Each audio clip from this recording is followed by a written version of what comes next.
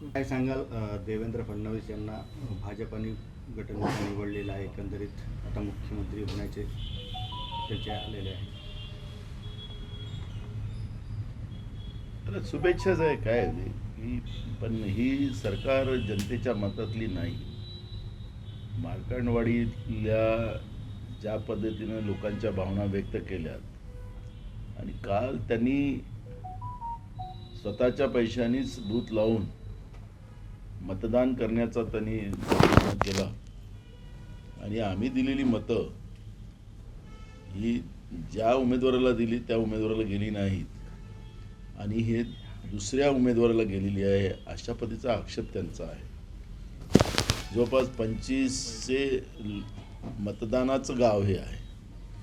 आता 2500 मतदानात या गावाच्या लोकांचं या पद्धतीचं मत असेल, महाराष्ट्रामध्ये ती परिस्थिती आहे. आणि सरकारने काल ज्या पद्धतीनं त्यांना त्यांच्या मताचा अधिकारापासूनच त्यांना दूर ठेवण्याचा जो प्रयत्न केला, पोलिसांच्या दबावाखाली 144 कलम लावून जमावबंदीचा आदेश त्या ठिकाणी लावलेत आणि त्यांना कारवाई करण्याची भीती दाखवली. त्यांचे सगळे बायलेट आणि त्यांचे सगळे त्या पेट्या सगळ्या तिथून उचलून नेल्या गेल्या.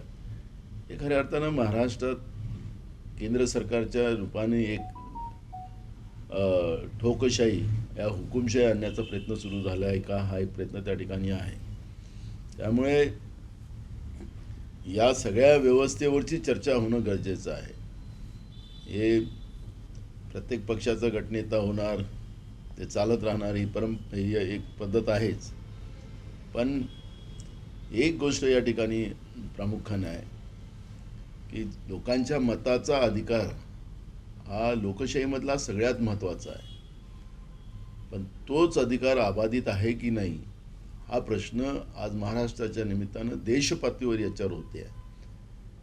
कालच्या मार्कंडवाडीच्या प्रयत्नांमुळे देश हल्ला.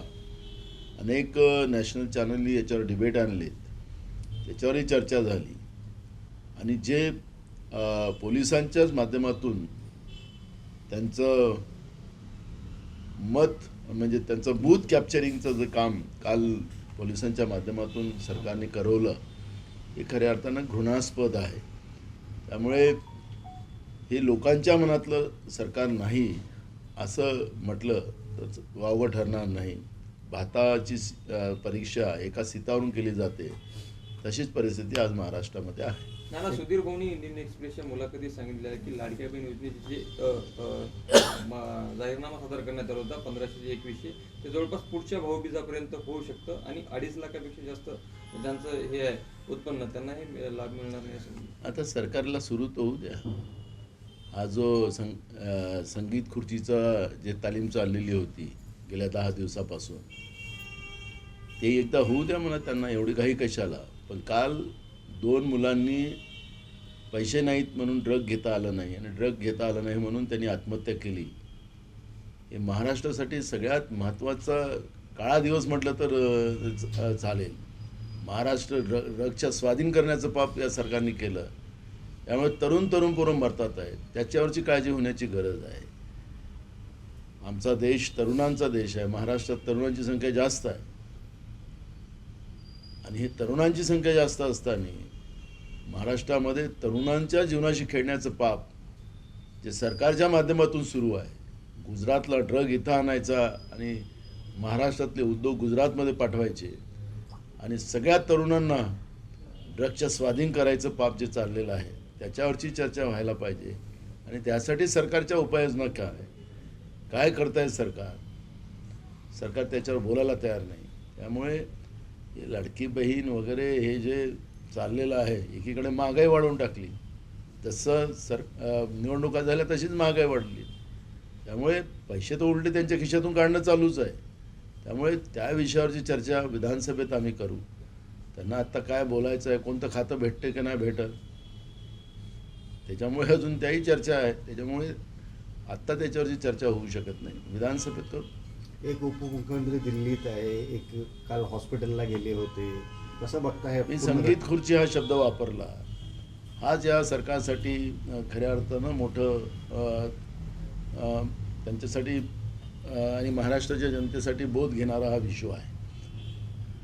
एकीकडे आम्हाला सांगायचं की सरकार 26 तारखेपर्यंतच या सरकारची मुदत आहे, राष्ट्रपती राजवट लागेल. मग आज आपण तर 3 तारखेमध्ये आलो, 4 तारखेमध्ये आलो, अजून झाले याला आता 26 आणि 4 8 दिवस झाले. का नाही राष्ट्रपती राजवट लागली? म्हणजे ही जी काही लोकशाहीची थट्टा करण्याचा जो प्रकार आहे, मागच्या वेळेस ते भगतसिंग कोश्यारी होते, त्यांनी एक वेगळी थट्टा केली आणि आताच्या राज्यपालांनी सुद्धा त्याच्यापेक्षा मोठी थट्टा केली. का नाही राष्ट्रपती राजवटीचं शिफारस माननीय राष्ट्रपती महोदयाकडे पाठवलं? हे सगळे प्रश्न आहेत. त्यामुळे या लोकशाहीच्या व्यवस्थेवर एक मोठी चर्चा विधानसभेत घडवली पाहिजे अशी आमची भूमिका राहणार आहे. नाहीतर लोकशाही संपेल तर सरकार वगैरे हा सगळा विषय गौण आहे.